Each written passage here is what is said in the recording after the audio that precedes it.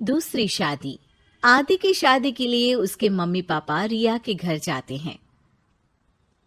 अरे कैसे कर दे शादी भाई साहब। आपका बेटा तो अभी कुछ करता ही नहीं है।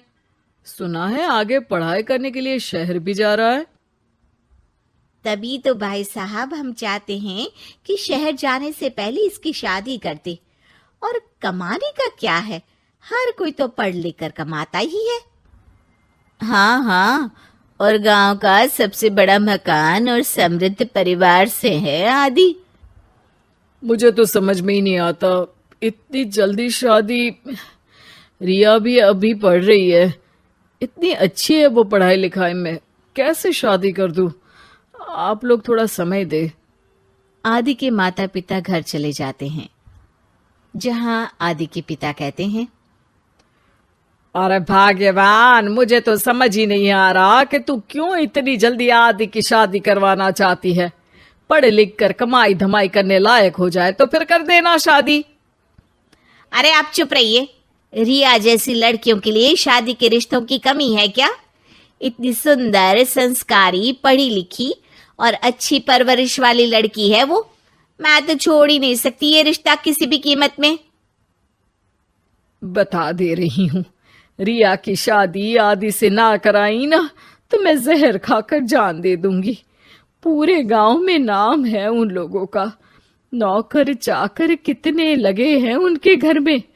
अरे मेरी बेटी तो राज करेगी, राज। और इस तरह ना चाहते हुए भी रिया की शादी आदि से हो जाती है। अरे बेटी, ये ले तेरी किताबें, पढ़ाई बिल्कुल ना छोड़ना। तू तो मेरी गर्व करने वाली बहू है, बड़ा नाम है तेरा गांव में। हाँ, आखिर पसंद किसने किया है रिया को आदि के लिए? आदि को गांव की रिया इतनी पसंद नहीं होती है। अरे यार, तू तो बड़ा लक्की निकला, रिया जैसी लड़की से तेरी शादी हो गई। अरे लक्की की क्या बात है, वो भी तो मेरे जैसे लड़के की बीवी बनकर किस्मत वाली बनी है ना।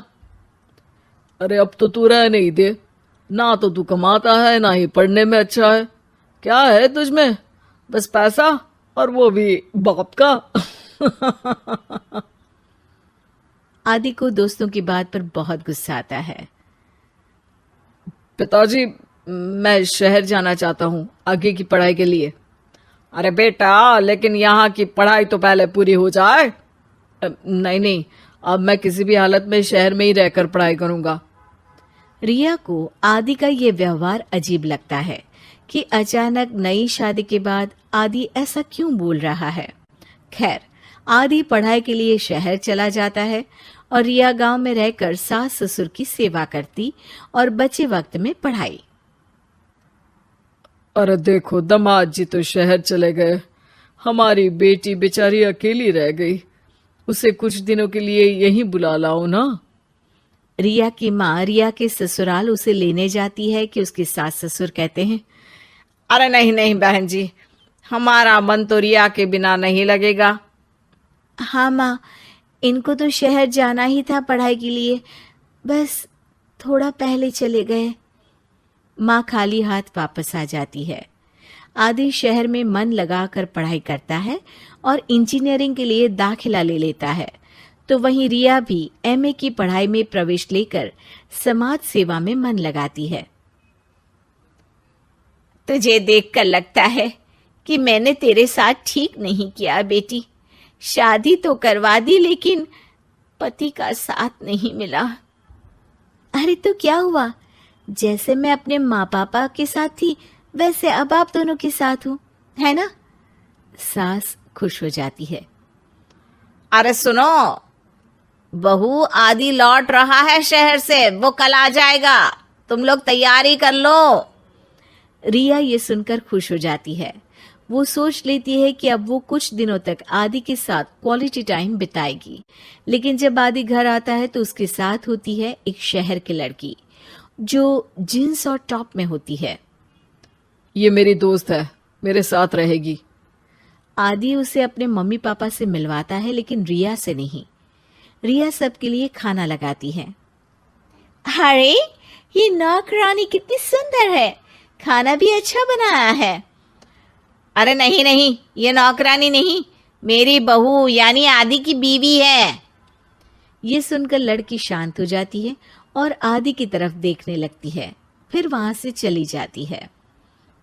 अरे माँ, क्या जरूरत थी घर की कहानी बताने की? देखा, अब वो बुरा मान गई ना। वैसे भी मैं आप लोगों को बता देता हूं, मुझे रिया के साथ नहीं रहना। मैं शिवानी से प्यार करता हूं और उसी से शादी करूंगा। मैं रिया को छोड़ रहा हूं। आदि ये बोलकर उस लड़की के साथ शहर चला जाता है। रिया ये सब देखकर रोने लगती है, अपने कमरे में चली जाती है जहां सास ससुर उसके पीछे आते हैं। हमें माफ कर दे बेटा। वो दोनों उसके सामने हाथ जोड़ते हैं। आप लोग ऐसा क्यों बोल रहे हैं? ये तो मेरी किस्मत थी, पर अब मैंने सोचा है कि मैं भी आगे पढ़ाई करके आगे बढ़ूंगी। रिया पढ़ाई लिखाई करके पूरे जिले की कलेक्टर बनती है। आदि उसे छोड़कर शिवानी से शहर में ही शादी कर लेता है। फिर एक दिन रिया के ससुराल में, अरे बेटी रिया, तुझसे मिलने कोई आया है। कौन है माँ? हमें आपकी बहू के बारे में सब पता है। मैं आप लोगों से अपने बेटे के लिए आपकी बहू का हाथ मांगने आई हूं।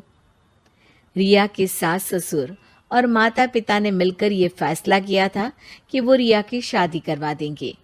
पूरे जिले में नाम कमा चुकी रिया की शादी उससे भी बड़े ओहदे के सिट से हो रही होती है कि शादी वाले दिन आदि भी वहां आ जाता है। अरे माँ, ये क्या हो रहा है? तेरी हिम्मत कैसे हुई घर में घुसने की? पूरे गांव में हम लोगों की नाक कटा अकेला छोड़ गया था एक लड़की के लिए, अब क्या लेने आया है? माँ, वो लड़की ठीक नहीं निकली। उसने मुझे धोखा दे दिया माँ।